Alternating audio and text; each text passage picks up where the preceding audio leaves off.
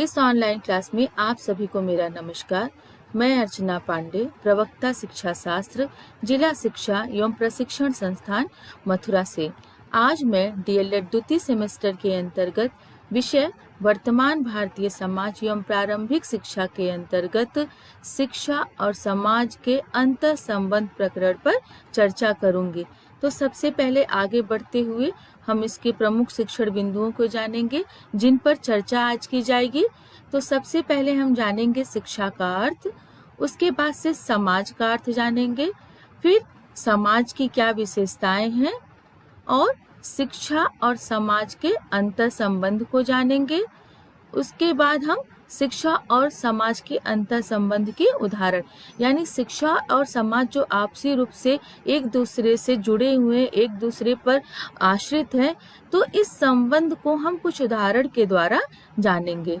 तो शिक्षा के अर्थ और समाज के अर्थ पर चर्चा करने से पहले हम ये बताना चाहेंगे कि और हम सभी जानते भी हैं कि हम मनुष्य एक सामाजिक प्राणी है और इस समाज में हम एक कुशल सामाजिक प्राणी के रूप में अपना जीवन व्यतीत करते हैं। और इस समाज में हमें कुशल सामाजिक प्राणी बनने के लिए हमें जो हम सभी मनुष्य हैं या हम व्यक्ति हैं, एक दूसरे के साथ हमें आपस में परस्पर सामंजस्य स्थापित करना पड़ता है। और सामंजस्य स्थापित करने के साथ साथ हम सभी मनुष्य अपने समाज के मूल्यों, आदर्शों, मान्यताओं के अनुसार ही हम अपने व्यवहार करते हैं।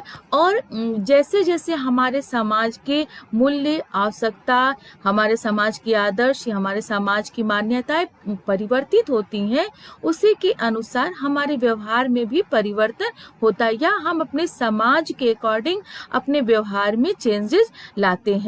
और जो हम अपने व्यवहार में अपने समाज के अनुसार जो परिवर्तन करते हैं, वह परिवर्तन करने में शिक्षा हमारी सहायता करती है। और हम जिस समाज के सदस्य होते हैं और उस समाज की शिक्षा का निर्धारण भी हम करते हैं, क्योंकि जिस तरह से हमारे समाज की मांग होती है, हमारे समाज की आवश्यकताएं होती हैं, उसी के अनुसार हम सभी समाज के सदस्यों को शिक्षा के स्वरूप का निर्धारण करना पड़ता है। तो इस तरह से अगर हम देखते हैं शिक्षा और समाज का जो अंतर संबंध है, उसका अध्ययन करने के लिए सबसे पहले हमें शिक्षा का अर्थ और समाज का अर्थ जानना होगा। इसी क्रम में हम आगे बढ़ते हुए सबसे पहले शिक्षा के अर्थ पर चर्चा करेंगे। शिक्षा के अर्थ की बात अगर हम करते हैं तो अगर हम शिक्षा के उसके शाब्दिक रूप में देखें तो कह सकते हैं कि शिक्षा आजीवन चलने वाले विकास की एक ऐसी प्रक्रिया है जिसके द्वारा मानव तथा समाज का कल्याण होता है। हम सभी जानते हैं कि बच्चा या हम मनुष्य जन्म से लेके मृत्यु पर्यंत तक कुछ न कुछ सीखते हैं। सीखने के लिए ऐसा नहीं कि शिक्षा सिर्फ हम विद्यालय में ही प्राप्त करते हैं। जीवन के हर क्षेत्र में, चाहे समाज हो, घर हो, परिवार हो, किसी समुदाय में रह रहे हैं, हर जगह हम कुछ न कुछ सीखते हैं और सीखने को ही शिक्षा कहा जाता है। तो इसलिए शिक्षा हम मनुष्यों के जन्म से लेकर मृत्यु तक चलने वाली एक सतत प्रक्रिया के रूप में हम शिक्षा को जानते हैं। पेस्टोलॉजी ने शिक्षा को परिभाषित करते हुए अपने शब्दों में शिक्षा को बताया है कि शिक्षा मनुष्य की जन्मजात शक्तियों के स्वाभाविक, समरस तथा प्रगतिशील विकास की प्रक्रिया है। इन्होंने यही बताया कि हम मनुष्य में जो जन्मजात शक्तियां होती हैं, उन शक्तियों को स्वाभाविक तरीके से, हम समरस तरीके से और उसका प्रगतिशील यानी हम विकास की तरफ जब विकास करने की प्रक्रिया को ही इन्होंने शिक्षा कहा है। इसके अलावा हमारे भारतीय विचारक विवेकानंद जी ने शिक्षा को परिभाषित करते हुए अपने शब्दों में कहा कि शिक्षा मनुष्य में अंतर्निहित पूर्णता का प्रदर्शन या विकास है। यानी इनका मानना था, ये भी ये कह रहे हैं कि हम मनुष्यों के अंदर जो अंदर शक्तियां विद्यमान है, जो पूर्णता है, उसका जो हम प्रकटीकरण करते हैं या उसको हम बाहर निकालते हैं, या उस अंतर्निहित शक्तियों का जो विकास होता है वो शिक्षा के द्वारा ही होता है। यानी हमारी अंतर्निहित पूर्णता का प्रदर्शन करने का कार्य शिक्षा ही करती है। आगे बढ़ते हैं। अब हम देखते हैं कि समाज का क्या अर्थ है, यानी समाज को किस रूप में परिभाषित किया गया है। समाज की अगर हम बात करते हैं तो कहा जाता है कि समाज एक संगठन है। इसके अंतर्गत हम एक निश्चित प्रकार से रहना और हमें व्यवहार करना पड़ता है तथा उनमें कुछ परस्पर संबंध होते हैं, और मनुष्य के जिस संगठन में ये संबंध पाए जाते हैं उसी को समाज कहते हैं। तो जैसा यहाँ पे बताया जा रहा है कि समाज एक संगठन है, और हम सभी जानते हैं कि हमारे समाज के कुछ अपनी मान्यताएं होती हैं, उसके कुछ मानक होते हैं, कुछ स्वीकृत नियम होते हैं। हम जिस समाज के सदस्य होते हैं अपने समाज के द्वारा स्वीकृत नियमों के अनुसार, स्वीकृत उनके दिशा निर्देश के अनुसार, जो उनके मान्यताएं होती हैं, जो हमारे समाज के आदर्श होते हैं, जो हमारे समाज के मूल्य होते हैं, उसी के अनुसार हमें रहना पड़ता है। जब हम अपने समाज के आदर्शों मूल्यों के अनुसार रहते हैं तो हमें एक अच्छा सामाजिक प्राणी के रूप में जाना जाता है। लेकिन अगर हम अपने समाज के द्वारा स्वीकृत नियमों के विपरीत कार्य करने लगते हैं और हम अपने समाज के आदर्श के अनुरूप न करके उसके विरुद्ध कार्य करने लगते हैं तो हम एक असामाजिक प्राणी के रूप में समाज में जाने जाते हैं। और समाज में जो हम मनुष्य हैं आपस में संबंध होता है, आप एक दूसरे पर हम संबंधों के द्वारा ही हम एक दूसरे के साथ व्यवहार करते हैं। इसीलिए समाजशास्त्री भाषा में समाज को सामाजिक संबंधों का जाल भी कहा जाता है। कहा जाता है कि मनुष्य इस समाज के जिस संगठन में रहता है और जो उसमें आपसी सभी मनुष्यों में संबंध पाए जाते हैं उसी को समाज कहते हैं। अब हम कुछ परिभाषाओं के द्वारा समाज को जानेंगे। गिडिंग्स महोदय ने समाज को परिभाषित करते हुए कहा कि समाज स्वयं एक संघ है, संगठन है, औपचारिक संबंधों का पुंज है जिसमें सहयोग देने वाले व्यक्ति परस्पर संबंधित होते हैं। इन्होंने भी समाज को एक संघ या संगठन माना जिसमें हम सभी मनुष्य रहते हैं, और कहा इस समाज संगठन जो है ये औपचारिक संबंधों का पुंज है, क्योंकि जो समाज के सदस्य होते हैं वो एक दूसरे से जुड़े होते हैं और उनमें जो हम एक दूसरे से हमारा जो व्यवहार होता है वो औपचारिक होता है। इसलिए इन्होंने हम उसको औपचारिक संबंधों का पुंज कहा, और कहा जिसमें जो हम मनुष्य हैं जो एक दूसरे को सहयोग देते हैं, हम एक दूसरे से परस्पर संबंधित होते हैं। इसी क्रम में आगे बढ़ते हुए हम समाज की विशेषताओं को जानेंगे। समाज एक अमूर्त संस्था है। देखिए, अमूर्त का मतलब है कि जिसका कोई आकार न हो, कोई स्वरूप न हो, यानी जिसको हम महसूस कर सकते हो, उसको जिसको हम देख ना पाए, महसूस तो कर सके देख ना पाए, उसे हम अमूर्त के रूप में जानते हैं। तो कहा जाता है कि समाज एक अमूर्त संस्था, क्योंकि समाज का मतलब अगर हम देखें कि इसका कोई तस्वीर नहीं दिखाई देता है, हम समाज के लोगों के आपसी संबंधों को समाज कहते हैं। इसलिए कहा जाता है कि समाज चूंकि इसका कोई रूप परिलक्षित नहीं होता है, कोई रूप हमारे सामने दिखाई नहीं देता, बस इसको हम महसूस कर सकते हैं, इसको हम समझ सकते हैं आपसी संबंधों के द्वारा, एक दूसरे के प्रति व्यवहार के द्वारा। इसलिए इसकी एक विशेषता है कि समाज एक अमूर्त संस्था है। आगे बढ़ते हैं। दूसरी जो विशेषता है वो है समाज के सदस्यों में परस्पर निर्भरता विद्यमान होती है। हम सभी जानते हैं कि हम समाज में जो मनुष्य रहते हैं, चाहे समूह के रूप में रहे, चाहे समाज के सदस्य के रूप में रहे, चाहे घर या परिवार के रूप में रहे, हम सभी एक दूसरे पर निर्भर होते हैं। बिना किसी दूसरे के सहयोग के कोई भी एक आगे नहीं बढ़ सकता। सभी को एक दूसरे के सहयोग की जरूरत पड़ती है। इसलिए कहा जाता है कि समाज के सदस्यों में आपस में परस्पर निर्भरता विद्यमान होती है। अगली जो विशेषता है वह है समाज में व्यक्तियों के संबंध केवल सकारात्मक नहीं होते हैं। हम देखते भी हैं कि समाज में अगर समूह है लोगों का, 10 लोग हैं, 15 लोगों को ही हम अगर अपने आसपास के लोगों को देखें तो जरूरी नहीं कि सबके संबंध एक दूसरे से अच्छे हो। सकारात्मक का मतलब अच्छे संबंध हो, किसी का एक दूसरे के साथ वो राग द्वेष की भावना न रखते हो, एक दूसरे के साथ प्रेम की भावना रखते हो, सहयोग की भावना रहते, तो इस तरह के संबंध को हम सकारात्मक कहते हैं। तो सभी के बीच में हम ये देखते हैं कि समाज में सकारात्मक संबंध नहीं होता। कुछ लोग समाज के सदस्य एक दूसरे के विरोधी भी होते हैं, एक दूसरे का विरोध करते हैं, इसके अलावा आपस में उनके साथ ईर्ष्या द्वेष की भावना रखते हैं। तो समाज की एक विशेषता हम इस रूप में भी देखते हैं कि जो समाज में सदस्य हैं या व्यक्ति हैं, उनके जो आपसी संबंध है वो सदा धनात्मक या सकारात्मक नहीं होते हैं। अगली जो विशेषता है कि समाज के व्यक्तियों में परस्पर संचेतना होती है।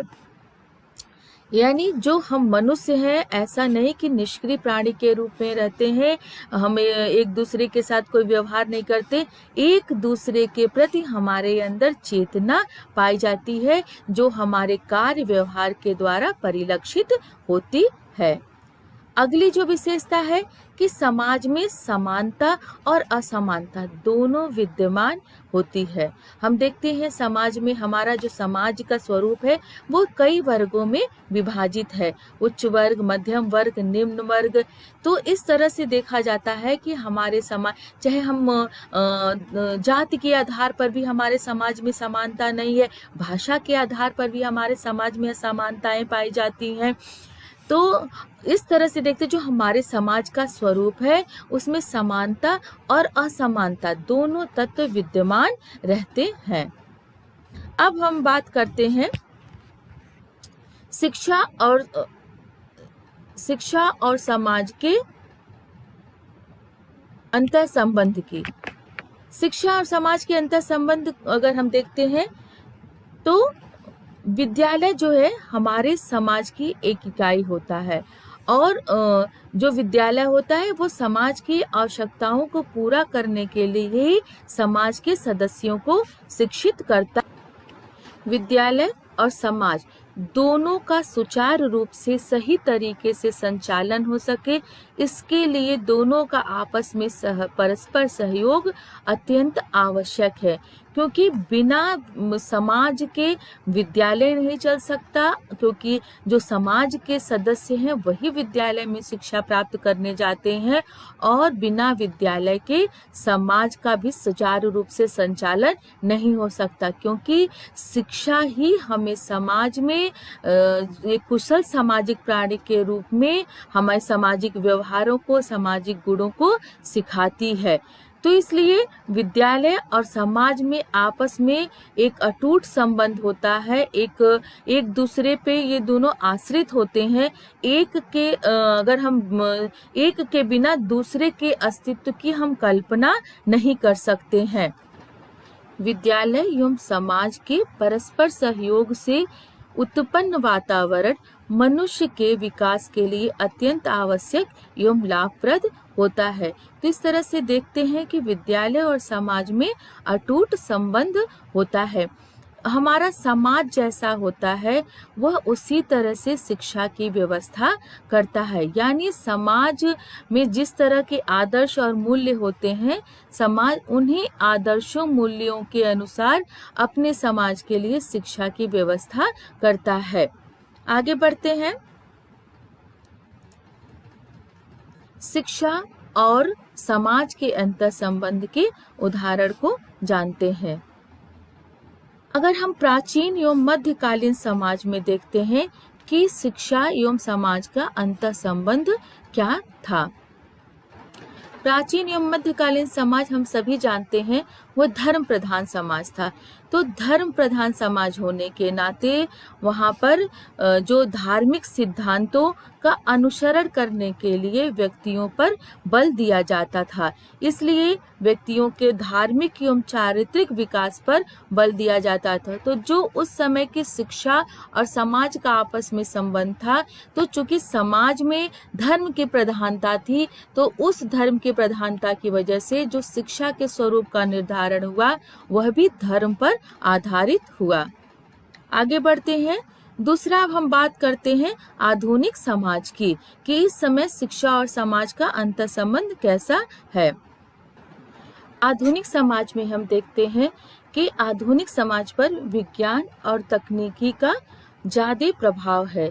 तो जैसे जब समाज में परिवर्तन होता है, उसकी आवश्यकताएं बदलती हैं, तो शिक्षा का भी स्वरूप बदल जाता है। विज्ञान और तकनीकी का प्रभाव होने की वजह से आधुनिक समाज मनुष्यों में तर्क, निर्णय, ज्ञान, इस तरह की शक्तियों को विकास करने की बात करता है।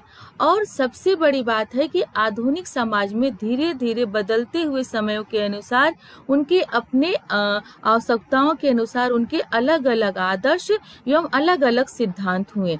तो आधुनिक समाज में बदलते हुए अपने आदर्शों एवं सिद्धांतों के अनुसार उन्होंने अपने अलग अलग शिक्षा के स्वरूप का निर्धारण किया। तो सबसे पहले हम बात करते हैं आदर्शवादी समाज की, कि आदर्शवाद ने किस समाज में किस तरह से शिक्षा और समाज का अंतर संबंध था। आदर्शवादी समाज जो था, यह आध्यात्मिक मूल्यों के महत्व को स्वीकार करता था। आध्यात्मिक मूल्यों के महत्व को स्वीकार करते हुए ये व्यक्ति की आध्यात्मिक उन्नति पर विशेष बल देता था, कि शिक्षा के द्वारा मनुष्य अपने आत्म बोध को प्राप्त कर सके, आत्म साक्षात कर सके। इसके अलावा अपने आध्यात्मिक विकास को वो आगे बढ़ा सके। इसलिए इस आदर्शवादी समाज में जो शिक्षा का स्वरूप था वह भी चरित्र गठन और आध्यात्मिक, या हम कहेंगे कि आदर्शवादी था। दूसरा जो हमारा समाज का स्वरूप बदला वह भौतिकवादी समाज आया। भौतिकवादी समाज जो था वो भौतिक संपन्नता को मुख्य स्थान दिया, यानी हम समाज के सभी सदस्यों को सुखपूर्वक जीवन जीने की और हम भौतिक सुख सुविधाओं से परिपूर्ण रहें, इसको इसने महत्वपूर्ण स्थान दिया।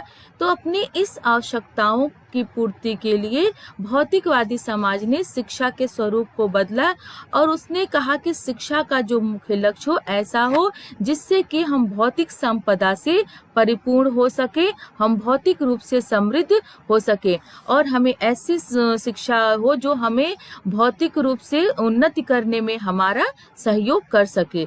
अगले जो समाज का स्वरूप है वो है प्रयोजनवादी। प्रयोजनवादी विचारक जो थे वो स्थायी सत्य, आदर्श और मूल्य में विश्वास नहीं करते थे।